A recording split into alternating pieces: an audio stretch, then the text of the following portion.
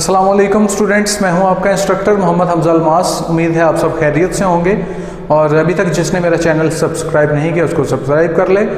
और आज हम एक्सरसाइज 3.2 का क्वेश्चन नंबर 6 सीखेंगे। लेकिन क्वेश्चन नंबर 6 स्टार्ट करने से पहले हम एक छोटे से कॉन्सेप्ट को डिस्कस कर लेते हैं। जैसे कि स्टूडेंट्स हमने लॉग की डेफिनेशन में पढ़ा था कि लॉग डिफ़िकल्ट और कॉम्प्लेक्स कैलकुलेशंस को आसान करता है और लॉग एक और काम भी करता है साथ में। लॉग जो आपकी लेंथी वैल्यूज़ होती हैं उसको स्मॉल करके उसके आंसर को स्टोर कर लेता है। जैसे कि मैं आपको एग्जांपल देता हूँ, लॉग 10, यानी कि इस वक्त इस लॉग की बेस क्या है 10 और मैंने लिखा 10,000, तो इसका आंसर क्या होगा 10 की मैं ऐसी कौन सी पावर करूँ कि 10,000 आ जाए। अगर मैं 10 की पावर 4 करता हूँ तो आंसर क्या आएगा 10,000। तो ये जो पावर है यही इसका आंसर है, ठीक है। तो 10 की पावर 4 करें तो यही 10,000 आएगा, तो ये जो पावर है यही इसका क्या है आंसर है। इसी तरीके से अब ये देखें, आपके पास वैल्यू काफ़ी लेंथी थी, आपके पास देखें 5 डिजिट्स के ऊपर एक मुश्तमिल नंबर था, लेकिन उसने उसको कंसाइज करके एक सिंगल डिजिट में आपको उसका आंसर दे दिया, यानी कि आपकी लेंथी वैल्यू को स्मॉल करके आपको उसने इसका आंसर दे दिया, ठीक है। और अगर आप जानना चाहते हैं, फॉर एग्जांपल अगर आपके पास सिर्फ यही 4 हो, आपसे पूछा जाए ये कौन सा नंबर है, तो आप 10 की पावर 4 करें और आपको पता चल जाएगा ये कौन सा नंबर है, ठीक है। इसी तरीके से अब मैं लिखता हूँ लॉग, इसकी बेस है 10 और यहाँ पे लिखा 1000, तो 10 की ऐसी कौन सी पावर करेंगे तो 1000 आ जाए। अगर मैं 10 की पावर 3 करता हूँ तो कितना आंसर आएगा 1000। तो इसका मतलब है इसका आंसर क्या होगा, लॉग ऑफ 1000 की क्या आंसर होगा इसका 3, ठीक है। इसी तरीके से अगर मैं लिखता हूँ लॉग 10 एंड 100, तो मैं 10 की कौन सी पावर करूं कि 100 आ जाए। अगर मैं 10 की पावर 2 करता हूं तो क्या आंसर आएगा 100, तो इसका मतलब है इसका आंसर क्या होगा 2। तो स्टूडेंट्स यही रीज़न है कि अगर हमने फॉर एग्जांपल ये नंबर मालूम करना हो तो आप इसको एक्सपोनेंशियल फॉर्म में भी लिख सकते हैं, 10 की पावर 4 और 1000, ठीक है। इसी तरीके से फॉर एग्जांपल अगर आपके पास एक नंबर है लॉग 10 एंड 10, तो 10 की पावर क्या करूं कि 10 आ जाए। 10 की पावर अगर मैं 1 करता हूं तो क्या आ जाएगा 10, तो इसका मतलब है इसका आंसर क्या होगा 1। तो इस तरह से लोग आपकी लेंथी वैल्यूज़ को स्मॉल साइज में नॉर्मल डिजिट्स में यानी कि कंसाइज करके उसके आंसर्स आप लिख सकते हैं, ठीक है। लेंथी वैल्यूज़ को लॉग आपकी स्मॉल कर देता है। इसी तरीके से अगर मैं फॉर एग्जांपल लॉग ऑफ 10 लिखूं और यहाँ पर मैं लिखूं 0.1, तो 10 की कौन सी पावर करूं कि 0.1 आ जाए। अगर मैं 10 की पावर -1 करता हूं तो आ जाएगा 0.1, तो इसका मतलब है इसका आंसर क्या होगा -1। इसी तरीके से अगर मैं लिखता हूं log 10 एंड 0.01, तो 10 की क्या पावर करूं कि ये आ जाए। अगर मैं 10 की पावर -2 करूंगा तो 0.01 आ जाएगा, तो इसका मतलब है इसका आंसर क्या है -2, ठीक है। और स्टूडेंट्स मैंने आपको बताया था log 10 जो है ना वो आपके कैलकुलेटर से डायरेक्ट वैल्यू फाइंड हो जाती है। मसलन के आप डायरेक्ट लिखें log, आपके कैलकुलेटर होगा आपके पास साइंटिफिक log लिखें और 10,000 लिखें, आपको 4 आंसर मिल जाएगा। यानी कि जिसकी बेस 10 हो वो तो कैलकुलेटर से मालूम की जा सकती है। लेकिन अगर फॉर एग्जांपल कोई डिफरेंट बेस वाला आपके पास वैल्यू आ जाती है तो आप उसको खुद फाइंड कर सकते हैं। मसलन के log 2 एंड 8, तो इसका आंसर क्या होगा, तो 2 की क्या पावर करूं कि 8 आ जाए। अगर मैं 2 की पावर 3 करता हूं तो 8 आ जाएगा, तो इसका मतलब है इसका आंसर क्या होगा 3, ठीक है। इसी तरीके से log मैंने लिखा 2 और वैल्यू क्या है 16, तो 2 की क्या पावर करूं कि 16 आ जाए। अगर मैं 2 की पावर 4 करता हूं तो ये आ जाएगा 16, तो इसका मतलब है इसका आंसर क्या होगा 4। इसी तरीके से अगर कोई बेस डिफरेंट हो जाए, अच्छा स्टूडेंट 10 जिस लॉग की बेस होती है 10, ठीक है, वो तो डायरेक्टली आप कैलकुलेटर से मालूम कर सकते हैं। या फॉर एग्जांपल अगर मैं इसको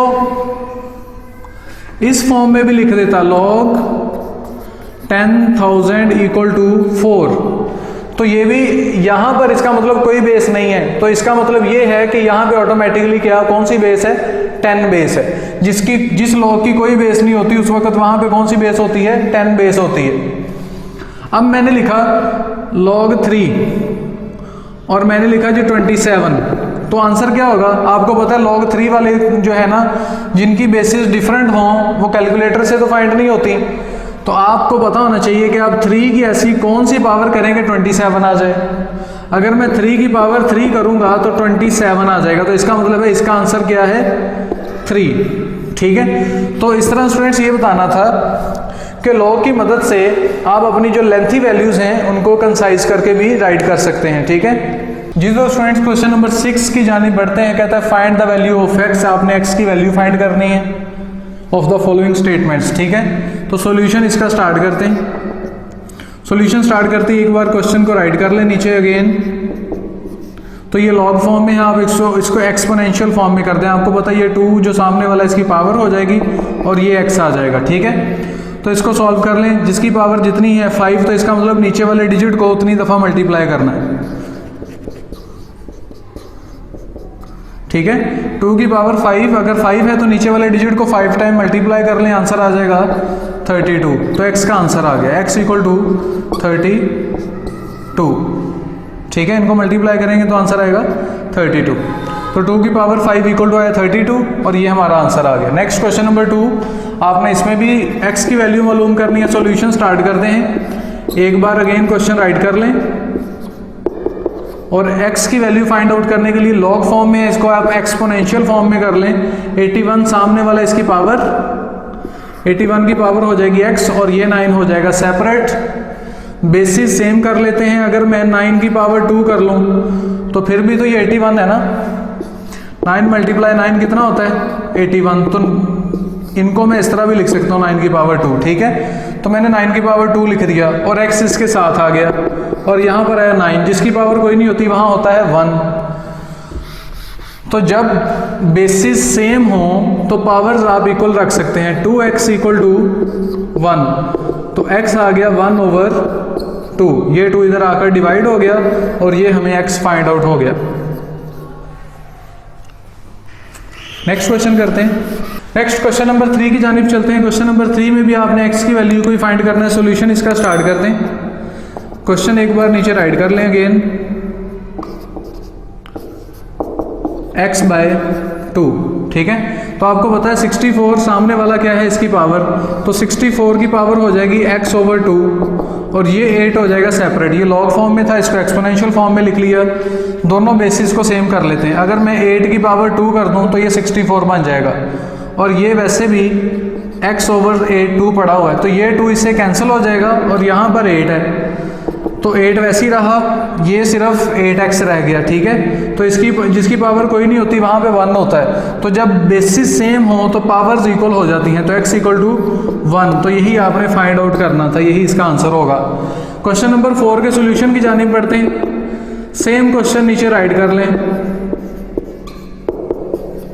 तो ये बेस सामने वाला इसकी पावर हो जाएगा, x की पावर हो जाएगी 2, 64 हो जाएगा separate.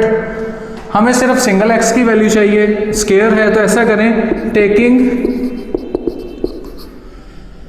Square root on both side.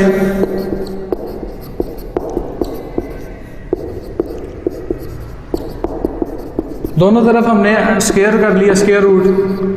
तो स्क्वायर रूट लिया तो स्क्वायर अंडर रूट से कैंसिल हो गया, x इक्वल टू 8। तो यही इसका आंसर होगा।